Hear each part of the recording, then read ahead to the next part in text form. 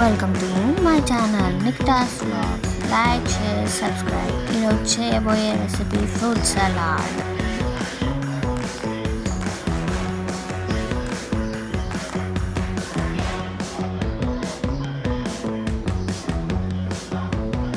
First మనం ఒక bowl తీసుకొని మిల్క్ పోసుకోవాలి.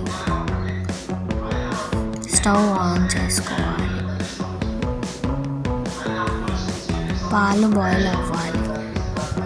అంతలోపు మనం 2 or 3 spoons fruit salad powder తీసుకొని చల్లని మిల్క్లో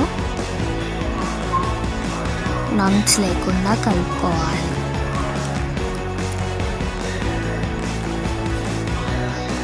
కలుపుకున్నాక పక్కన పెట్టుకోవాలి. అంతలోపు మిల్క్ బాయిల్ అయ్యాక షుగర్ వేసుకోవాలి. షుగర్ మీ టేస్ట్కి తగ్గట్టు వేసుకోవాలి.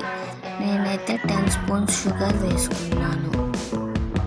1 లీటర్ మిల్క్కి ఫ్రూట్ సలాడ్ పౌడర్ 3 స్పూన్స్ పడుతుంది. మిల్క్ బాయిల్ అయ్యాక షుగర్ కరిగాక మనం ముందుగా చేసుకున్న fruit salad liquid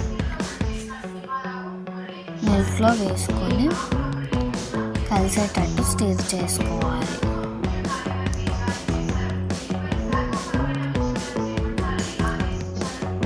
ten to 15 minutes boil అయ్యాక ఫ్రిడ్జ్లో పెట్టుకోవాలి. నెక్స్ట్ ఫ్రూట్స్ తీసుకొని కట్ చేసుకోవాలి. కట్ చేసుకొని ఫ్రిడ్జ్ నుంచి తీసి ఫ్రూట్ సలాడ్ లిక్విడ్లో వేసేసేయాలి.